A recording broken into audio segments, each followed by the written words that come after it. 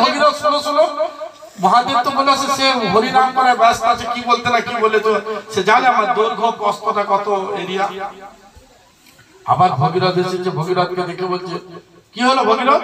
মা গঙ্গা পাঠালো। কি না তার দৈর্ঘ্য প্রস্থটা আপনি জানেন? বলছে সাবজেক্টটা তো আমার, ওটা তোমার নয়, ওটা গঙ্গার নয়, সাবজেক্টটা আমি নিয়ে পড়ছি, আমি পড়া করবো না করবো সেটা আমার ব্যাপার। ভগীরথ ভাবলো একে আশুতোষ, উল্টি দিলে সেটা রুদ্র হয়ে যাবে, কোথায় উল্টা পাল্টা হবে। মা গঙ্গাকে বলছে আর কিছু ভকানো যাবে, আপনি এবার চলুন। মহাদেব তো জপ করতে করতে ওই ৭৮ বন্যার মতো আওয়াজ হচ্ছে, ও একটা জলের আওয়াজ হচ্ছে, জপ করতে করতে কানে এসে বলছে, তাকে দেখছে না গঙ্গা আসছে, আর উঠে কি করেছে, যা গঙ্গা সা করে পড়েছে, মাথা বেঁধে, আর মাথা বেঁধে দেওয়ার পর ঝাপটে মেরেছে, আর যা ঝাপটা মেরেছে মেয়েদের চুলের গিট পড়লে বুঝতে পারছেন খুলবেন কেমন, যা বেঁধে দিয়েছেন ব্যাস হয়েছে। শিবের মাথা গঙ্গা এরকম আছে, এরকম আছে না, ওনাকে বেঁধে দিয়েছে, ওই যে মুখটা এরকম হয়ে আছে, বাঁধি বেঁধে দিলে কেমন হবে আপনাকে, আপনাকে যদি বেঁধে ফেলে আপনাকে কেমন হবে, তাই গঙ্গা এরকম হয়ে আছে। ভগীরথ চলে যাচ্ছে, মা গঙ্গা ওখানে ফোন করছে, ও ভগীরথ, বলছে কি হলো মা এবার চলো, বলছে আর চলো, এই মহাদেব তার জটাতে আমাকে আষ্টে পৃষ্ঠে বেঁধে রেখেছে, তুমি বলো চলো, মহাদেবকে বলো। মহাদেবকে এসে তাই তাই বলে, ও মহাদেব কি হলো, বলছে বেঁধে রাখলাম ছাড়বেন তো, বংশ উদ্ধার হবে। তখন মহাদেবকে আবার একটা ঝাপটা মেরেছে, ওই যে ঝটকা মেরেছে, ওই ঝটকা আপনি দেখতে গেলে নাসিক যেতে হবে, নাসিকে শিবের জটা আর মালাই চাকি হাঁটু গেড়ে যে ঝটকাটা মেরেছিল, জটার যে ঝাপটের চিহ্ন আছে, ওই যে ছিটকে যে নদী বেড়েছে কৃষ্ণা, কাবেরী, গোদাবরী, নর্মদা, সিন্ধু, অলকনন্দা, আর এই মূল ধারাটা হচ্ছে। তাই ১৪৪ বছর পর সব নদী একত্রিত হয়, সেটা হচ্ছে মহাকুম্ভ। ৬ মাসে যেটা হয়, ৬ বছরে সেটা হচ্ছে পূর্ণকুম্ভ, ৪ বছর যেটা হয় সেটা হচ্ছে অর্ধকুম্ভ। এই মহা পূর্ণকুম্ভ ১২x১২ ই করলে ১৪৪ বছর। আপনি দেখেছেন, আপনার পরের জেনারেশন, তার পরের জেনারেশন, তার পরের জেনারেশন লাঠি ধরবে তবে সে দেখতে পাবে। সেই গঙ্গা এই জগতে এসেছে। আমার প্রথম প্রশ্ন হচ্ছে, ভগীরথ গঙ্গা এলেন, তাহলে আমাদের অস্থি গঙ্গায় দিলে আপনি পুনর্জীবিত হবেন। তাই জন্য আমি সবাইকে বলি, ওই চুল্লু খোরকে যে টাকার আমি চুল্লু খেতে দিবে, ওই টাকা একটা অ্যাম্বুলেন্স নিয়ে গিয়ে গঙ্গার পাড়ে যদি দাহ করতে না পারেন, গঙ্গায় ফেলে দিয়ে আসবেন বডিটা, তাহলে সার্থক। কেন? অস্থি গঙ্গায় ভাসালেন, আর আমাদের দেহটা কি দিতে হয়, মাটি, মাটির বডি, তাহলে মাটি জলের স্পর্শ হলে কি হয়, কাদা হয়, কাদার চটকাতে চটকাতে কোনো জিনিস সৃষ্টি হবে। তাই মা গঙ্গার বুকে যখন এই ছাই ভাষ্য মানে মাটিটা জল আর গঙ্গা মিশ্রিত হবে, বডি হবে, তার মধ্যে অস্থি প্রবেশ করে মা গঙ্গা বৈষ্ণবের গিয়ে আপনাকে পাঠাবে, যাতে আপনি বৈষ্ণব। তো প্রশ্নটা এখানে, পরীক্ষিত মহারাজ তিনি দেখলেন যে আমার অন্তিম যাত্রা সামনে, সামনে কি আছে, সামনে কি আছে, যমুনা, আর বাম দিকে আছে গঙ্গা। তাই যমুনায় যদি যাই আমি শুধু যমুনার কি পাবো, কিন্তু গঙ্গায় গেলে আমরা পাঠে একটা গান গাই, যমুনা তীর বন চারি। তাহলে যমুনার তটে কে বিহার করছে, ভগবান। তাহলে ভগবানের চরণে বৃন্দাবনে রজ লেগে আছে, ভগবানের চরণে যমুনার জল লেগে আছে, ভগবানের চরণে ভক্তদের সেবা হচ্ছে তুলসী মঞ্জুরি লেগে আছে, আর ভগবানের চরণ ধৌত জল গঙ্গা। তাহলে গঙ্গার মধ্যে কি কি আছে, তুলসী মঞ্জুরি সেবা মিশ্রিত জল, যমুনার জল, বজের রস, আর ভগবানের চরণ ধৌত জল। তাই 4টা কৃপা হচ্ছেন গঙ্গা, আর যমুনা শুধু একটা কৃপা। তাই রাজা পরীক্ষিত ভাবলো শুধু যমুনার আমি কি পালিব কেন, আমি যদি গঙ্গার তটে যাই তাহলে আমি 4টা কি পাবো। তাই গঙ্গাকে চরণামৃত বলা হয়। কোনো যদি গর্ভবতী মা 5 মাস হয় চরণামৃত করাতে হয়, সে যদি ভগবানের ধৌত কি চরণামৃত না পায়, গঙ্গা জল খেলেও সে হচ্ছে সাপটা। তাই সেই গঙ্গার মুখে মহাপ্রভু কি করেছে, জন্মগ্রহণ করেছে।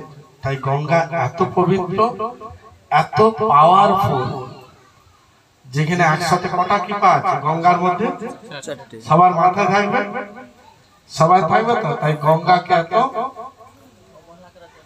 সাধারণ ভাবা যাবে না।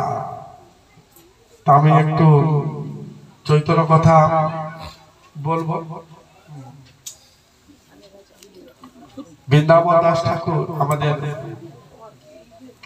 তমাল কৃষ্ণ বাবু বলছিলেন খুব সুন্দর,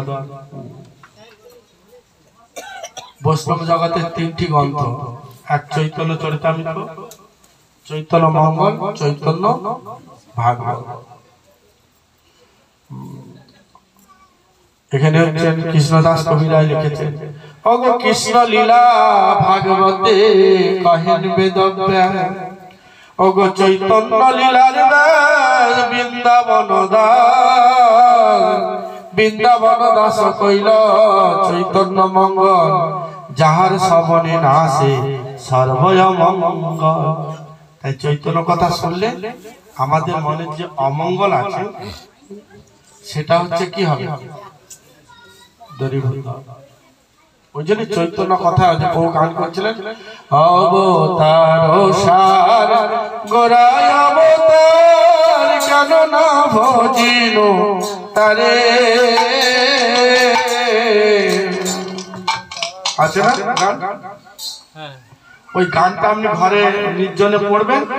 আর বাজারে যে আঁক মারা মেশিন দেখেছেন, হ্যাঁ ওই যে পেশাই করে, আপনি শুধু ওইখানে রস খেতে বলি, আপনি শুধু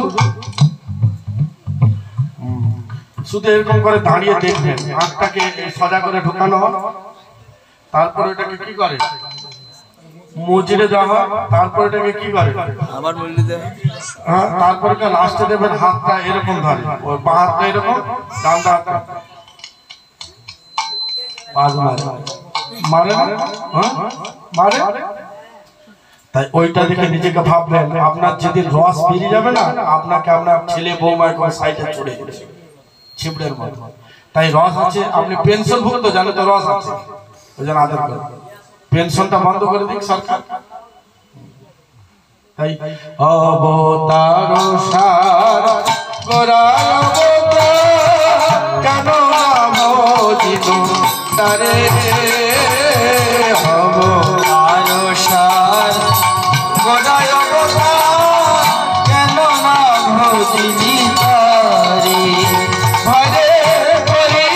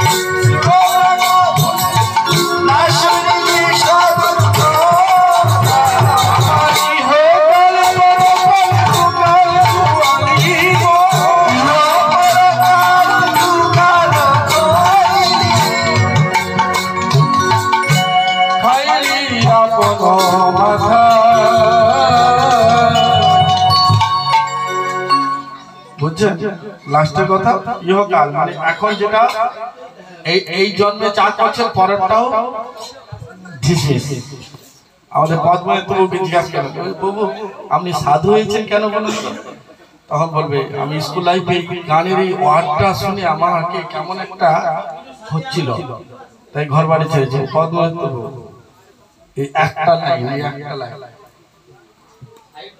ইহকাল পরকাল মানে এখন যদি ভক্তি জীবন ভালো করেন যদি না যেতে পারে তাহলে গীতাতে বলা হয়েছে ন্যায় বিকর্মান অস্বস্তি পত্রবান, তাহলে সৎ ব্রাহ্মণ বা উচ্চ বণিক পরিবার হবে। আর যদি ভজন সাধন না করেন কি গান ভক্তি ঠাকুর গিয়েছেন ধর্মপথে ঠাকুর করে আচ্ছা হরিনাম কর সদা আচ্ছা কেউ যাবে না সাথে তোমার, কেউ যাবে না, ওই আগ বাড়া মেশিনের মতো ভাবতে হবে।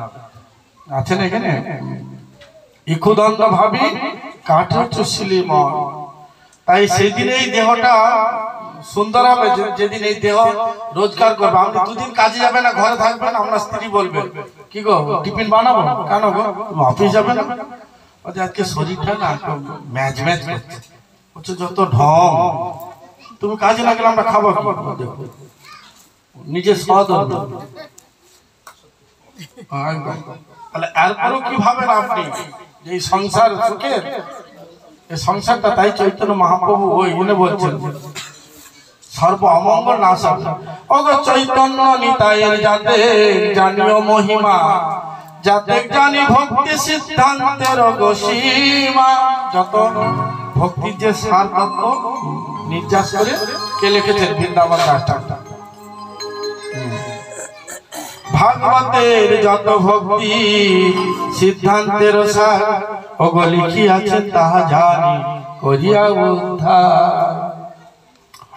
চৈতন্য মঙ্গল যদি শুনে পাষণ্ডী জবন, সেও মহাবৈষ্ণব হয় ততক্ষণ। বিশ্বাস হয়েছে বলছে এই গ্রন্থ যে শুনবে পাষণ্ডী আর জবন, পাষণ্ডী কাদের বলা যারা ভগবানের অস্তিত্ব জানে না মানে না, সে হচ্ছে পাষণ্ড। আমি মুসলমান বাচ্চাদের জিজ্ঞাসা করবে, ওরা খেলতে খেলতে বলে ওই তুই নামাজ পড়ছিস, বলছে না, বলছে জাহান্নাম, জাহান্নাম মানে নরক, বলছে তুই মুসলমান, তুই একটা কাফের, কাফের মানে হিন্দু, ওদের নিন্দা করে ওদের নিজের যে জাত, বলবে তুই একটা কাফের, তুই নামাজ পড়িস। আর আমাদের হিন্দুদের যদি ঠাকুর মন্দিরে না যায় তাকে মালা চন্দন করে বলবে আহা সেলিব্রেট সেলিব্রেট, উচ্ছনে যাবে সেলিব্রেট। ওই জন্য একটা গান আছে না, কিবা জ্যোতি সতী কিবা নিচ জাতি যেই হরি নাহি বলে। জ্যোতি মানে যারা হরিভজন করেনি যত সাধু, যে সাধুরা হরিভজন করে, কিবা জ্যোতি সতী মানে মানে বুঝতে পারে। কেউ কেউ বলেন আমাদের ঠাকুর উমুক লোকে গেছে, আমি বাপের জন্মে শুনে আসছি ধ্রুব লোক বলে আছে, আবার উমুক লোক কবে তৈরি করেছে জানি না, উমুক লোকে গেছে আমাদের ঠাকুর।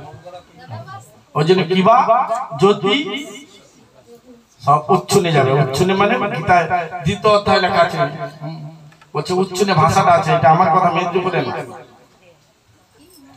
বুঝছেন?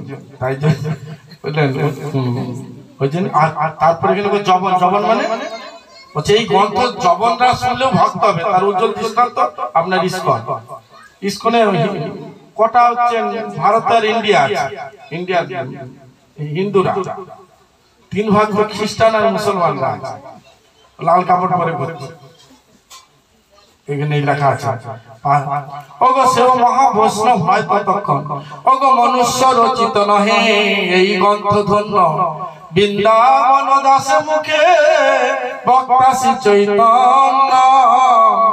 বৃন্দাবন দাস পদে কোটি নমস্কার, ওগো এই গ্রন্থ দহি করিল ওগো জগত সংসার। তার কি অদ্ভুত শ্রী চৈতন্য চরিত বর্ণন, যাহার শ্রবণে শুদ্ধ হইল ত্রিভুবন। তাহলে বৃন্দাবন দাস ঠাকুর চৈতন্য ভাগবত লিখেছেন, এই চৈতন্য ভাগবত শ্রবণ করলে তার বৈষ্ণব অপরাধ খণ্ডিত হবে। ওই জন্য আমাদের ইস্কনের শ্রী শ্রীমৎ গৌরাঙ্গ প্রেম স্বামী মহারাজ নিত্য হচ্ছে যিনি চৈতন্য ভাগবত পাঠ করে, তার ব্যাগে সবসময় চৈতন্য ভাগবত থাকে, সে প্রতিদিন 1 পৃষ্ঠা হলো পড়ে। আমার এই 25 বছর লাইফে দেখেছি, যদি জ্ঞাত অজ্ঞাত বৈষ্ণব অপরাধ হয়, আর চৈতন্য মঙ্গল লিখেছেন লোচন দাস ঠাকুর, যিনি স্কুলের দরজা দেখেন, তার বইকে এখন হচ্ছে পিএইচডি হচ্ছে, চিন্তা করতে পারো, রিসার্চ সেন্টারে পিএইচডি যারা করে, যিনি লিখেছেন তিনি স্কুলের দরজা দেখেন, তাহলে লিখেছেন কি করে? আর চৈতন্য চরিতামৃত তো কৃষ্ণদাস কবিরাজ দর্শন, সেই কথা আমি ওই জন্য কৃষ্ণ প্রভুকে বলছিলাম যে চৈতন্য কথা বলো, যেহেতু চৈতন্য মহাপ্রভু আসছেন এই জগতে, আমরা যত চৈতন্য কথা শুনবো, চৈতন্যের প্রতি প্রেম প্রীতি বর্ধিত হবে। আর এই চৈতন্যের কথা শুনতে শুনতে হৃদয় নির্মল হবে, স্বচ্ছ হবে, আর তখন কি হবে? প্রেমের একটা উদ্বেগ, মানে দোলা দিবে, দোলা দিতে দিতে কি হবে? ঢেউয়ের একটা সঞ্চারিত হবে, আর এই ঢেউ যখন উথাল পাতাল হবে, তখন তার হৃদয়ে কৃষ্ণ প্রেম জাগরিত হবে। তাই ঝড় হাওয়া আসার আগে যেমন গাছের পাতা নড়ে, তাই আপনার শরীরে প্রেম আসার আগে একটা দোলমাল নাড়া দেবে, তখন আপনি বুঝতে পারবেন যে চৈতন্যের কৃপা আপনার মধ্যে সঞ্চারিত হচ্ছে। সেদিনে আপনি বুঝতে পারবেন যে মনুষ্য জন্মটা সার্থকতায় পরিণত হচ্ছে। তাই চৈতন্য কথা অমৃতময়, যে যখন এই চৈতন্য ভাগবত পাঠ হবে, তখন ঘুম থাকবে না চোখে, পেটে খিদে থাকবে না, তখন মনে হবে আরো তৃপ্তি সহকারে যাতে শুনতে থাকে। ওই জন্য আমাদের তমাল বলছিলাম যে তমাল বউকে বলুন অন্তত 7 দিন ব্যাপী গৌর কথা, এই গৌর কথা শুনতে শুনতে মহাদেব পর্যন্ত বশীভূত হয়েছে। ওই জন্য গৌরের কথা আমাদের প্রচার করতে হবে। ওই জন্য গৌরাঙ্গের কথা যদি না আমরা প্রচার করি, তাহলে অপূর্ণ রয়ে যাবে এই জগতে। কৃষ্ণ কথা, রাম কথা সবাই যায় জগতে, কিন্তু এই গৌরের কথা ভক্তদের মধ্যে আলোচনা হয় বলে সেই পর্যন্ত সীমিত থাকে। তাই এখানে সমাপ্ত দেব, প্রভু বলবেন ভোগ লাগছে, গৌর কথা